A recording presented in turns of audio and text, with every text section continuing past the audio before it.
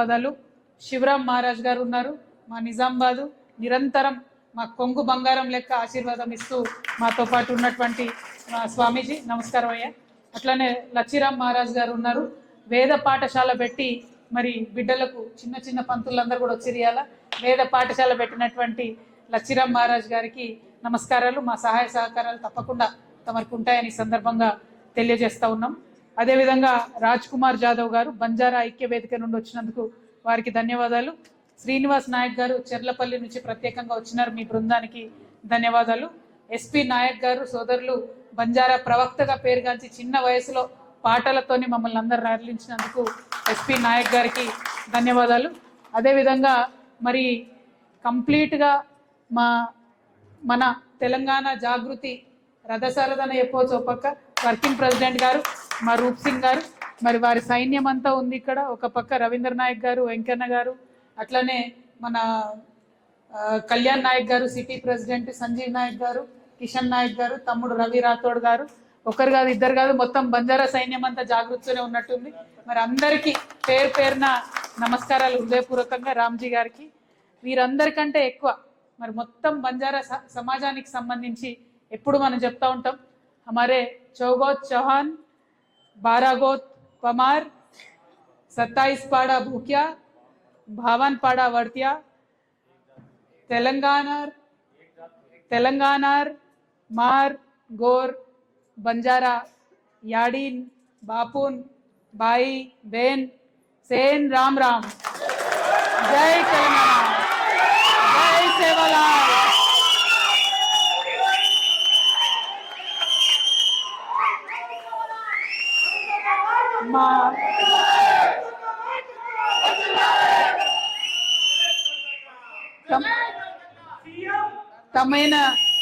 తమైన 287వ సేవాలాల్ మహారాజ్ గారి జయంతి సందర్భంగా శుభాకాంక్షలు తెలియజేస్తాం.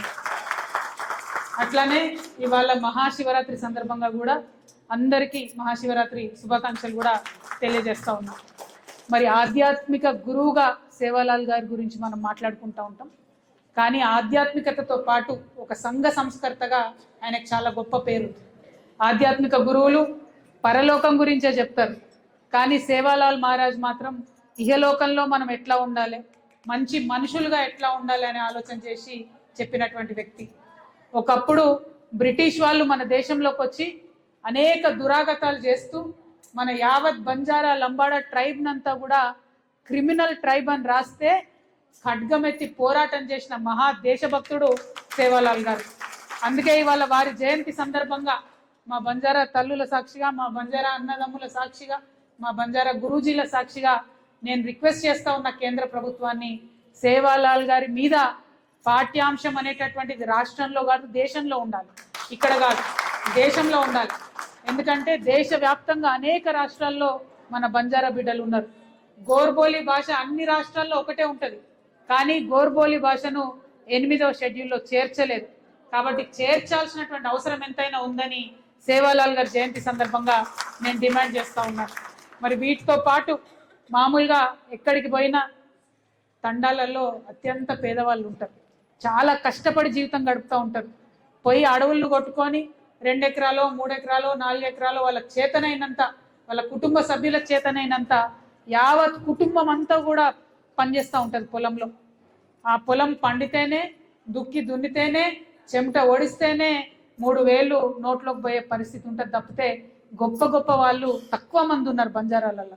అంటే పేదల పక్షాన ప్రభుత్వాలు ఆలోచన చేయాలి. మన బంజారా అక్క తెల్లలకు అనేక కష్టాలు చూసినాం తెలంగాణ రాకముందు. తండాలలోకి అప్పుడు పోతే తెలంగాణ రాకముందు సూర్యాపేట దగ్గర ఆడబిడ్డల్ని అమ్ముకున్నటువంటి పరిస్థితి ఉండే అప్పుడు. కానీ ఇప్పుడు నెమ్మదిగా బయట పడుతున్నాం, గడ్డకు పడుతున్నాం, కానీ ఇంకా పేదరికం మొత్తం పోలేదు. ఆ పేదరికం పోవాలంటే తండాల మీద ప్రత్యేకమైనటువంటి దృష్టి ప్రభుత్వాలు పెట్టాలి. ఏదైతే ఎస్టీల కోసం సపరేట్గా ఫండ్ వస్తుందో ఆ ఫండ్ ఖచ్చితంగా తండాలలోకి పోయే విధంగా మనందరం కూడా ఎంటబడాలి. మనందరం ప్రత్యేక కార్యాచరణ తీసుకోవాలి. ఇవాళ తెలంగాణ జాగృతిలో మరి ఒక ఎస్టీ వింగ్ ఉన్నది, అది అన్ని చోట్ల ఉంటుంది. కానీ తెలంగాణ జాగృతి మెయిన్ బాడీ మొత్తంలో ప్రధానంగా ఒక వర్కింగ్ ప్రెసిడెంట్గా రూప్ సింగ్ అన్నను పెట్టుకోవడానికి ఒకటే ఒక కారణం, ఎందుకంటే వెనుకబడ్డ జాతిని ముందుకు తీసుకురావాల్సిందే. తీసుకురావాలంటే ఒక ప్రత్యేక కార్యాచరణ ఉండాల్సిందే. కేవలం డబ్బులే కాదు. ఏం చెప్పారు సేవాలాల్ మహారాజ్ గారు? సామాజిక న్యాయం ఉండాలి, స్వాభిమానం ఉండాలి అని చెప్పారు. స్వాభిమానం ఎప్పుడు నిలబడుతుంది? మనం నాయకులమైనప్పుడు స్వాభిమానం నిలబడుతుంది. ఖచ్చితంగా బంజారా బిడ్డలు మంచి పొజిషన్లో ఉండాలి, నాయకత్వంలో వారికి మంచి రిప్రజెంటేషన్ ఉండాలని మనస్ఫూర్తిగా నేను కోరుకుంటా ఉన్నాను. ఏదైతే మన తండాలో మన రాజ్యం అని కొట్లాడినామో తెలంగాణ వచ్చినాక ఇవాళ అది నిజమై ఇవాళ తండాలో నేను ఒకటే కోరుతా ఉన్నా, యువమిత్రులందరూ కూడా మీరు వెళ్ళాలి, నాయకత్వం వహించాలి. చదివినటువంటి చదువు కేవలం ఎక్కడ ఉద్యోగం చేయడానికే కాదు, మన తండాలో వెలుగులు నింపడానికి కూడా పనిచేయాలి. కాబట్టి యువమిత్రులు యువకులు ఖచ్చితంగా తండాల నుంచే నాయకత్వం నేర్చుకోవాలి. రాబోతా ఉన్న ఎంపీటీసీ జెడ్పీటీసీ ఎన్నికలు నాకేందిలే ఎన్నికలలో ఎవరో పోటీ చేస్తారు అనుకోవద్దు. మనం పోటీ చేయాలి, పోవాలి, ప్రాక్టీస్ చేయాలి, నిలబడాలి, ఫైట్ చేయాలి. అప్పుడే యూత్కి లీడర్షిప్ వస్తుంది. అది ఆడపిల్లైనా మగ పిల్లలైనా యువతకు లీడర్షిప్ రావాలంటే పోయి మీరు అక్కడ అడుగు పెట్టి ఉండాలి. నేను హైదరాబాద్లో ఉంటా కానీ నాకు అక్కడ లీడర్షిప్ ఇవ్వమంటే ఎవరు ఇయ్యరు. అందుకని ఎవరైతే లీడర్షిప్ చేయాలనుకుంటారో ఖచ్చితంగా గ్రామాలకు తరలాలని చెప్పి నేను కోరుతా ఉన్నాను. అదేవిధంగా మరి తండా నేను పోయి వచ్చి చూసిన తండాలు గ్రామ పంచాయతీలు అయినాయి, కానీ బస్సు వస్తలేదు, రేషన్ షాప్ వస్తలేదు, సపరేట్గా అంగన్వాడీ లేదు, ఒక ప్రైమరీ స్కూల్ లేదు.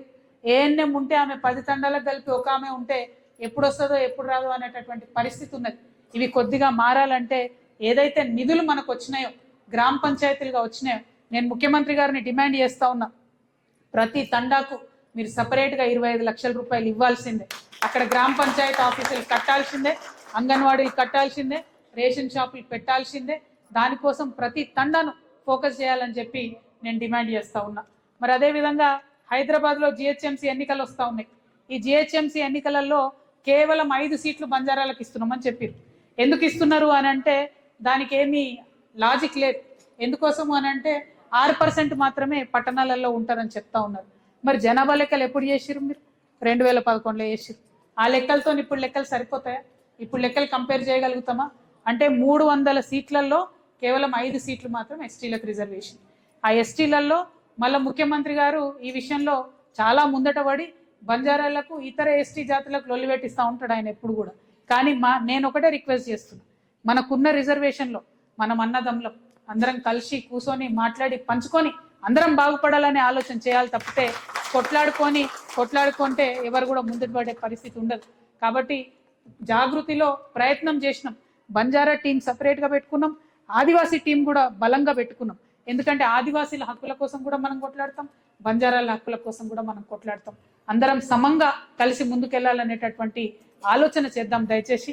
దానికోసం నేను కోరేది ఒకటే, ఏదైతే ముఖ్యమంత్రి గారు మరి ఈ పంచాయతీలు పెట్టుడు బంద్ చేసి ఎంత రిజర్వేషన్ ఏదైతే 10% జీవో 33 ప్రకారం ఇచ్చిండ్రో ఆ రిజర్వేషన్ ఇవాళ అమలవుతుందా లేదా ఒక వైట్ పేపర్ ఇవ్వాలని చెప్పి నేను డిమాండ్ చేస్తున్నా. పోయిన 2.5 సంవత్సరాల్లో 10% లెక్కన అడ్మిషన్స్ వచ్చినాయా? 10% లెక్కన ఉద్యోగాలు వచ్చినాయా? 10% లెక్కన ప్రమోషన్స్ వచ్చినాయా అన్న విషయాన్ని ప్రజలకు తెలిసేలాగా చెప్పాలని చెప్పి నేను డిమాండ్ చేస్తా ఉన్నా. ఇంకొక మాట, ఇందాక మనం అనుకున్నట్టు సేవాలాల్ గారు ఎప్పుడు స్వాభిమానం గురించి మాట్లాడారు. స్వాభిమానం అంటే ఏంది? మన సాంస్కృతిక ప్రతీకలు మన రాజధానిలో ఉండాలి. మన సంస్కృతికి సంబంధించి మనం ఆరాధ్య దైవంగా భావించే సేవాలాల్ గారు హైదరాబాద్లో ఉండాలి. కానీ ముఖ్యమంత్రి గారు అచ్చంపేట అడవులలో కడతా అంటుండు 20 ఎకరాలు పెట్టి. అక్కడ కూడా ఇవ్వండి, కానీ హైదరాబాద్లో మా జాగా మాకు ఉండాల్సిందే, హైదరాబాద్లో సేవాలాల్ గారి విగ్రహం ఉండాల్సిందే అని నేను కోరుతా ఉన్నా. ఇంకొక మాట, స్వాభిమానం అంటే రాజకీయ ప్రాతినిధ్యం అంటే ఇది నిజంగా ఈ గవర్నమెంట్ ఎంత దారుణం అంటే ఉమ్మడి ఆంధ్రప్రదేశ్ చరిత్రలో ఎన్నడూ కూడా లంబాడాస్ మినిస్టర్ లేకుండా లేరు. కేవలం రేవంత్ రెడ్డి గారి ప్రభుత్వంలో మాత్రమే లంబాడాలకు మంత్రి పదవి రాలేదు. ఖచ్చితంగా లంబాడాలకు మంత్రి పదవి ఇవ్వాలని చెప్పి నేను డిమాండ్ చేస్తూ ఉన్నాను. అదేవిధంగా మరి చాలా మాటలు ఇచ్చిరుగో ఈ పేజ్ నిండా మాటలు చెప్పిండ్రు ఎన్నికల ముందు. ఏమని చెప్పిండ్రు?